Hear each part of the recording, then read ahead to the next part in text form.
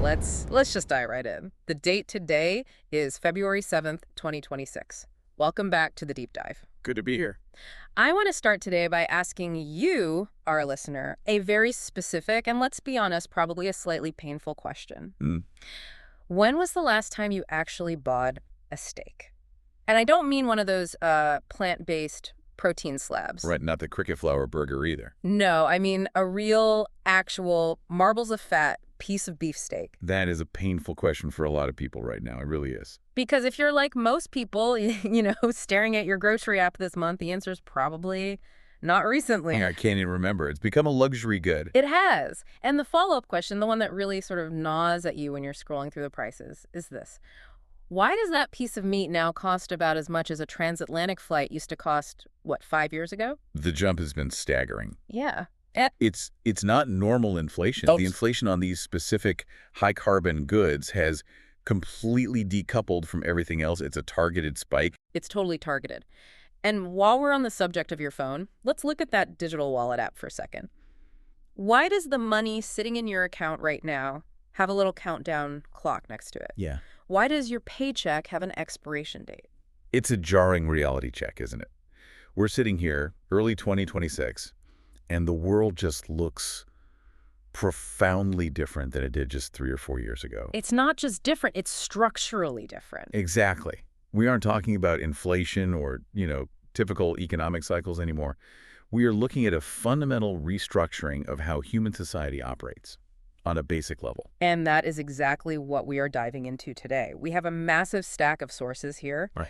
Policy documents, some leaked bank memos, and, some very heated, very controversial threads from places like Alternative Finance and Cert Conspiracy. Right. And all of these sources, they categorize this era, our current moment, as the green transition. That's the official headline. The green transition? That's the banner flying over City Hall.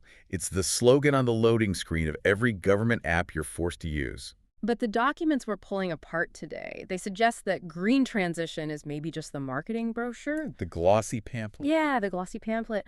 The sources we have in front of us, they're asking a much darker, much more complicated question. Is this actually an eco-utopia we're building, or is it a digital prison? And that is the central conflict. That's the tension we need to unpack. Because if you just watch the evening news, you get one story. A very clean one. Oh, yeah, a very compelling one. The narrative of solidarity. We're saving the planet. Efficiency is the highest virtue. We're all in this lifeboat together, preventing the climate apocalypse. It's a great story. Who doesn't want to save the world? I certainly don't want the oceans boiling. It appeals to all of us. Precisely. It appeals to our better nature. But then, when you look at the skeptical analysis, the back-end view, if you will, the story just completely changes. The story inverts itself. It really does. The argument in these sources is that the whole climate agenda is merely a front end. A front end. You're using, web development terms here. Explain that. It's honestly the best metaphor for it. Think of any app on your phone. The front end is the user-friendly interface.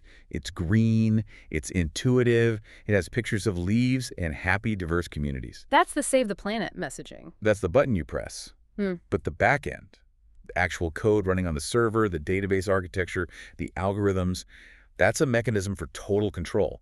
So the user sees sustainability, but the admin sees surveillance. You've got it. Yeah. In our research today, it highlights a very specific triad of control that's running this back end.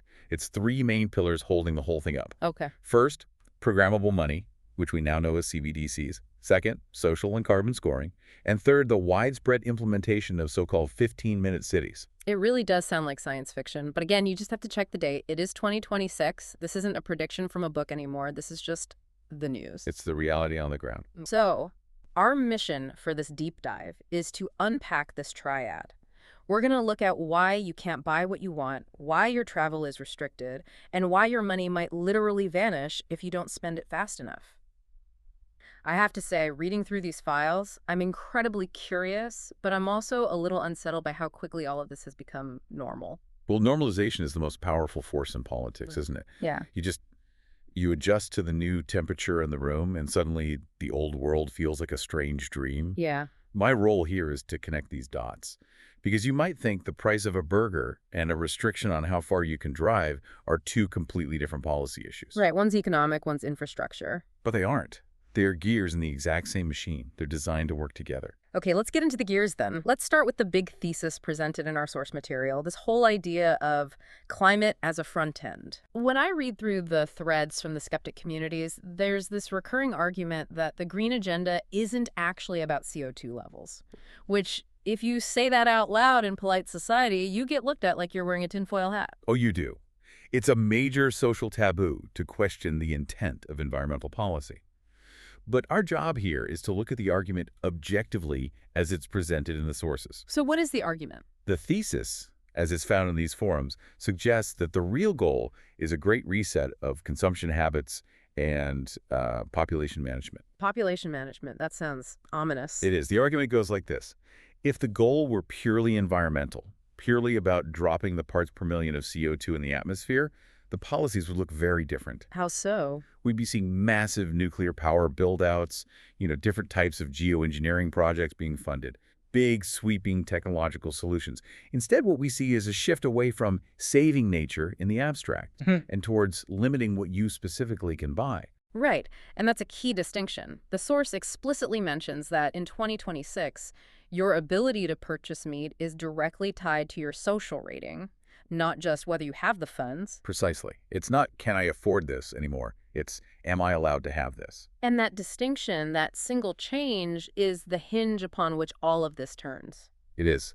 We're moving from what was a resource-based economy, where if you had the cash, you could get the goods, to a permission-based economy. A permission-based economy. Yes.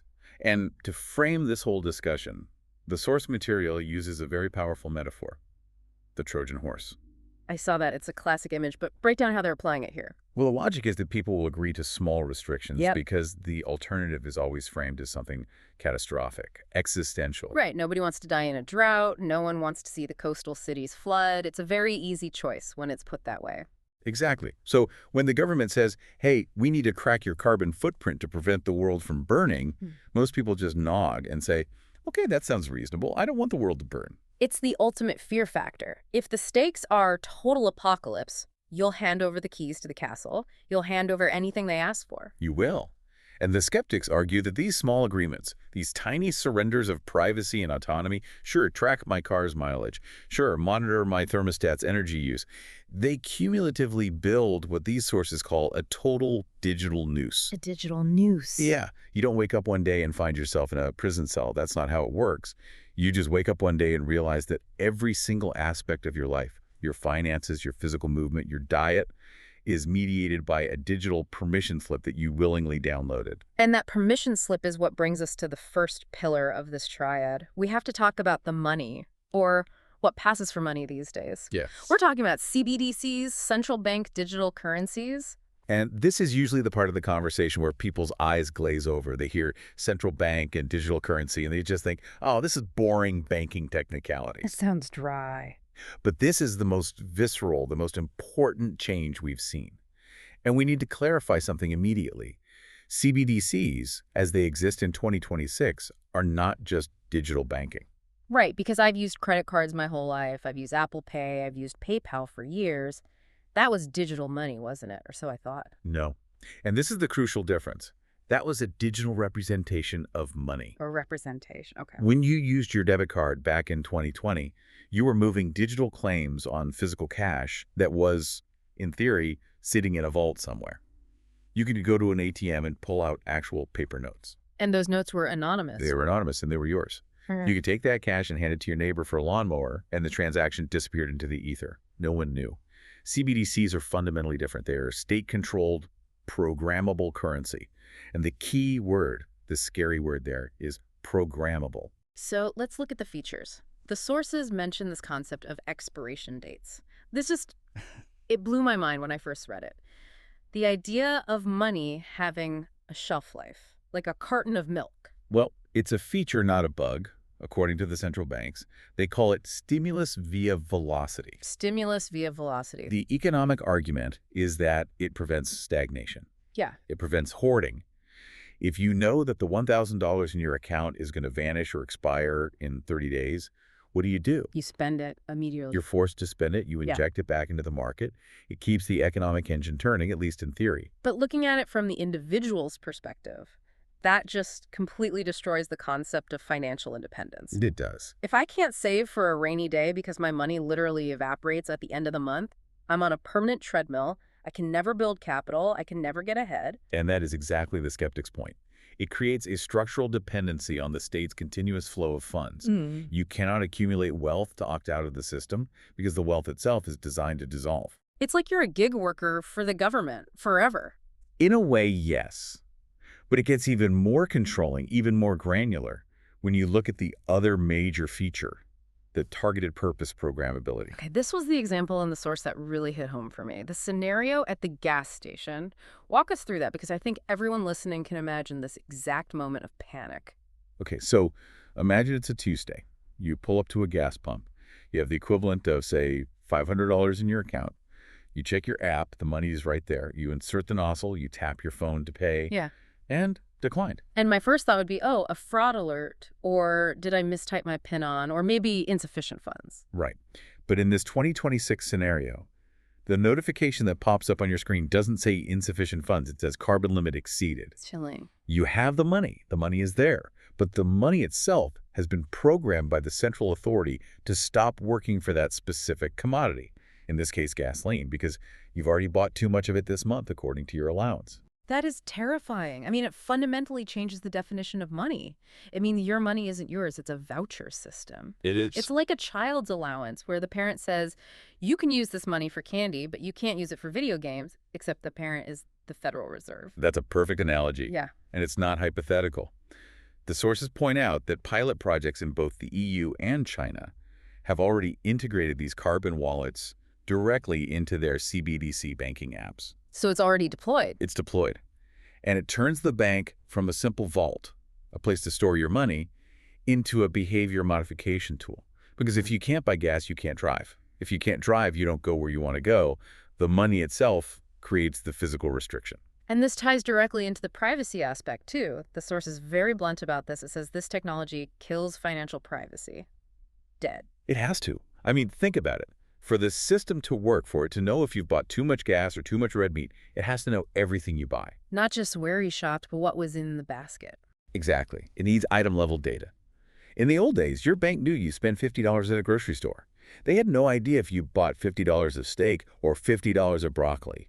But the CBDC system knows. The CBDC system knows every SKU. Every single purchase is monitored, categorized, and evaluated against your personal compliance metrics.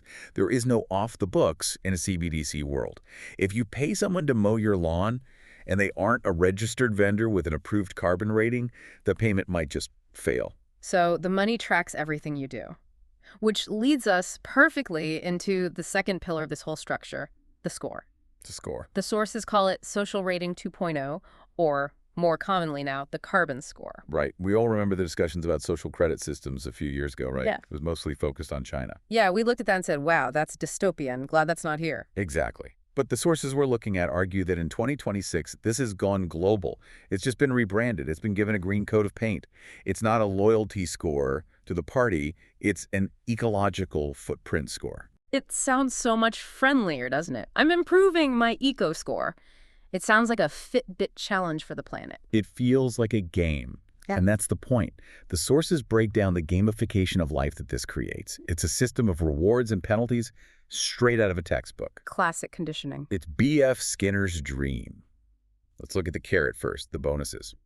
If you keep your carbon score high, which means you don't travel much, you eat the approved plant-based or insect-based foods, you don't overconsume energy at home, you get measurable perks. Like what? Well, for one, you get significant discounts on your health insurance. Which, with healthcare prices being what they are, is basically mandatory. You can't afford not to have that discount. It's a huge incentive. But here's the one that really stood out to me from the sources. You get access to the high-speed tier of the internet. Wait, hold on. Rewind that. High-speed internet is now gated behind your carbon score. So if I don't know, eat too many steaks or take an unauthorized car trip, my Netflix starts buffering. According to the source material, yes. Net neutrality is a forgotten concept. Bandwidth is an energy cost, a significant one. So a high-speed, low-latency connection is now a privilege reserved for the eco-conscious. It makes a kind of cold, logical sense if you think about it from a control standpoint. Eh, Information access itself becomes a reward for compliance. it's just deeply insidious. But okay, what about the stick? The sanctions must be where it gets really real. Oh, this is where it gets real. The source talks about direct restrictions on air travel. So it's not just more expensive. It's not just a tax. If your score drops below a certain threshold, you might be blacklisted from purchasing a flight entirely. The algorithm simply grays out the Book Now button on the travel site. It's not available to you. Wow. And then there are the punitive taxes on non-ecological goods, like that steak we started with. It becomes what the source calls a soft prohibition. A soft prohibition. I like that term. It's very descriptive. They don't officially ban the steak. No, of course not. That would cause riots. They just make it $200. They make it mathematically impossible for a person with a low or average score to buy it. You are technically free to purchase it, but functionally, you are barred. This reminds me of that quote the source brought up, that famous or infamous Klaus Schwab line from the World Economic You Forum, will owe nothing. and you will be happy. Yeah.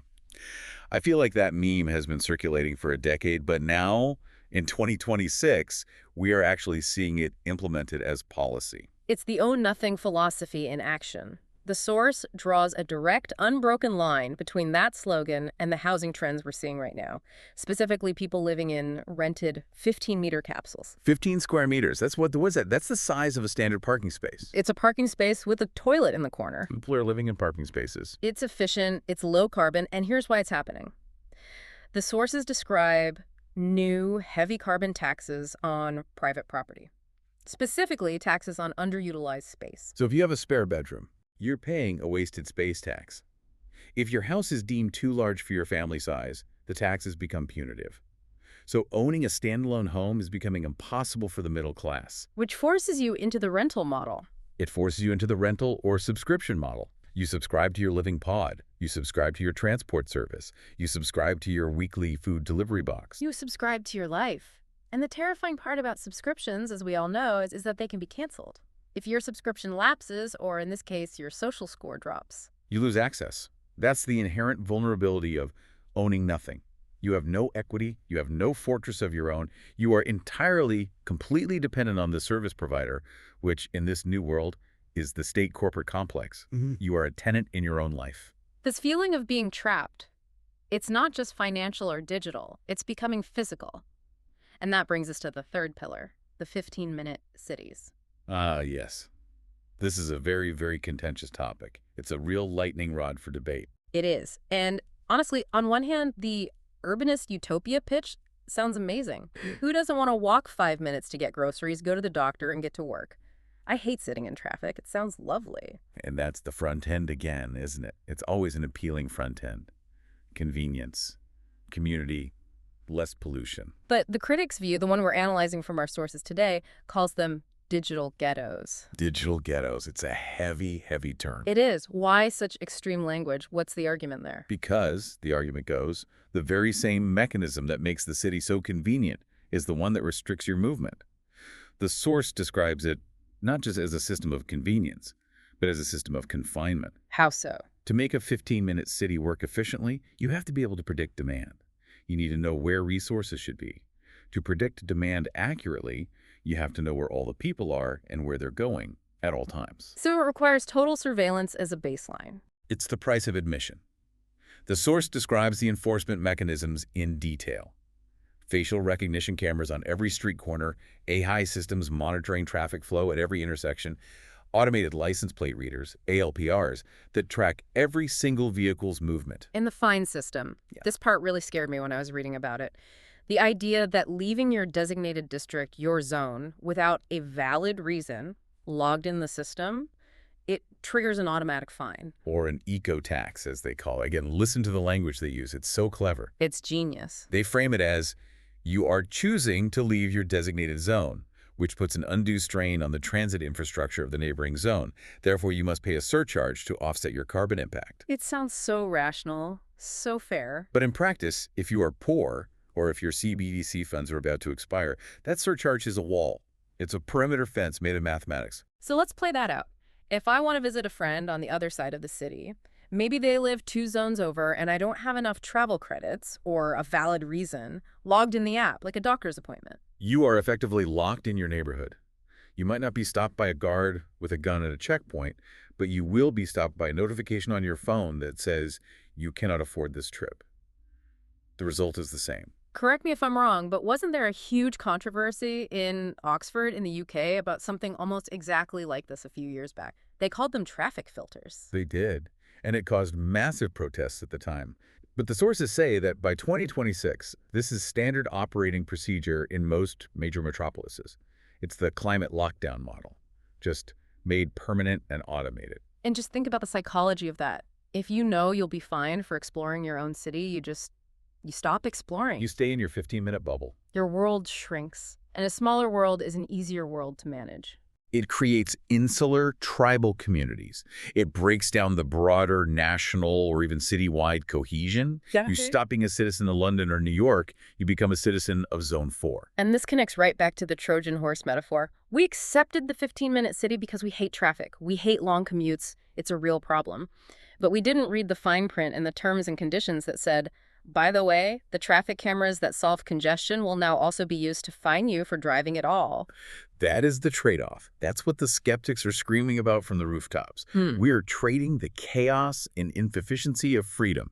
And freedom is chaotic, it is traffic jams, it is noise, it's messy for the ordered, predictable confinement of the digital ghetto. I want to pivot a bit here to some of the more tangible red flags, the source lists for 2026. We've talked about these big systems, money, scores, cities, but let's talk about the physical stuff, the stuff in your life. Okay. Let's talk about diet and hardware, because this is where the culture war part of this really heats up. Oh, absolutely. This is where it gets into your kitchen and into your garage. This is personal. Let's start with the food supply. We mentioned the steak at the very beginning. The source specifies a plus 300% tax on beef. 300%. Let that sink in. That turns a standard, $15 steak into a $60 luxury item overnight. It completely removes it from the table of the working class. It becomes a status symbol, like caviar used to be. Precisely. And what's the alternative that's being provided? The source is very specific about this. A massive government-subsidized promotion of insect protein. The bug diet. The bug diet, or entomophagy, if you want to use the scientific, less unsettling term for it. Eat the bugs, live in the pod. That's the meme the source quotes. And you see it everywhere on the skeptic forums. It's become a very potent symbol for them. It represents a kind of deliberate degradation. The theory they propose is that this dietary shift isn't just about sustainability. It's not just about the carbon footprint of cows. I mean, sure, insects are a low-carbon protein source. That's the scientific fact. They convert feed to protein far more efficiently than cattle. Yeah. That's undeniable. But the skeptic theory is that shifting the general population to a lower quality, lower energy diet is a deliberate attempt to make them more docile. Deprive the population of energy. That's a chilling thought. This idea that, culturally, red meat is associated with aggression, with vitality, with strength. Yeah. Historically, warriors ate meat. And if you take that away... The theory goes that you get a population that is physically and perhaps chemically more submissive. Now, whether that's biologically true or not is almost beside the point. It's the perception of the skeptics that the diet itself is a tool of pacification. That it's about humiliation. Yes, it's about stripping away a certain kind of dignity. The message is, you don't deserve the food of your ancestors, the cow. You deserve the cricket. It's a very clear establishment of a hierarchy. The elites in Davos are still eating Wagyu, presumably, but you get the mealworm flour in your protein bar. Exactly. It's a class marker. And alongside the food, you have to look at the hardware, the cars. This one, as a bit of a car enthusiast, this one hurts. The kill switches. The hardware kill switches. This is mandated technology, according to the source, for all new cars manufactured from 2026 onwards. Remote engine shutoff capabilities built in at the factory level. Now, I remember reading about the legislation for this a few years ago. The official justification was always about ecological safety or, more commonly, anti-theft. Right. That's the pitch. If your car is stolen, the police can stop it in its tracks. Or, if your car is malfunctioning and emitting too much smoke, we can safely shut it down. It's always framed as a safety feature. But the reality described in these documents... The reality is that the system can and is used to disable a vehicle if the owner's carbon score falls below the base level, or as they call it, below the plinth. So if your score drops. Your car won't start. Or? Or if you attempt to drive into a restricted zone or outside your 15-minute city perimeter without permission, the car can be remotely disabled. So let's play this out. You're driving to work. Maybe you had a bad week, you bought too much gas. Maybe you posted something controversial online that dinged your social score. Your score updates in the cloud. And your car just rolls to a stop in the middle of the highway. It goes into limp mode or it shuts down entirely at the next safe opportunity. And you can't restart it because the car isn't truly yours anymore. Even if you paid for it, the software that controls it belongs to the manufacturer who answers to the state regulator. It just completely reinforces the 15-minute city structure. There is no escape. You cannot escape if your escape vehicle can be turned off by a bureaucrat in a server room 500 miles away. It effectively ends the era of the automobile as a symbol of freedom. The car used to be the ultimate freedom machine, the open road, go anywhere. That symbol is dead. In this 2026 scenario, it's dead. The car is now just another node in the network, a node that can be switched off at will. It's a tram that thinks it's a car. This is all very heavy. It's a lot to process. And I think it's important to acknowledge here that not everyone sees it this way. Not everyone sees this as a dystopia. No, not at all. And the source material actually provides a really interesting breakdown of the discourse, the different ways people are psychologically handling this new reality, because clearly we haven't had a mass revolution yet. Most people are accepting this. Yes, the source calls it the 3 camps of thought. And it's a useful framework because it shows us that people are looking at the exact same set of facts, the CBDCs, the bug diet, the surveillance cameras, and coming to completely different, mutually exclusive conclusions. It explains the social paralysis. Okay, let's run through them. Camp 1 is the WEF UN camp. This is the official narrative. Their argument is simple, and to be fair, it's very compelling on its face. We are saving the planet from imminent collapse. Their core value is solidarity. We must all sacrifice a little to save the whole. And their core fear is, of course, the climate apocalypse. Right. And if you truly, genuinely believe that the world is ending in 10 years, that the crops will fail and the oceans will rise, then carbon tracking and meat taxes seem like very, very small prices to pay. Of course. If the house is on fire, you don't complain about the water damage from the fire hose. You thank the firemen for saving you. That is their mindset. They see this as necessary monitoring for collective survival. And they view the skeptics as, what, selfish? As selfish, short-sighted people who want to burn the world down for the temporary pleasure of eating a hamburger. Okay. Then we have Camp 2, the skeptics. The people on alternative finance, the resistance, as they might call themselves. Their argument is just as simple, but it's the polar opposite. They say this is Neo-Feudalism. They believe ecology is just the excuse. It's a convenient pretext to confiscate private property, to get people out of their cars, and to herd them into controlled urban zones. And their core fear isn't the weather, it's the loss of autonomy, it's the loss of freedom. Correct. For them, the cure is infinitely worse than the disease. They would rather face the risk of a changing climate than the certainty of a controlled, surveilled existence. They would rather take their chances with Mother Nature than with Big Brother. Okay, and then there's Camp 3, the techno-optimists. This group really fascinates me. Are these the people in the middle? Is this the middle path? In a way, they don't see this in terms of morality, like the other 2 camps. They argue that AI is simply making our resource usage more efficient.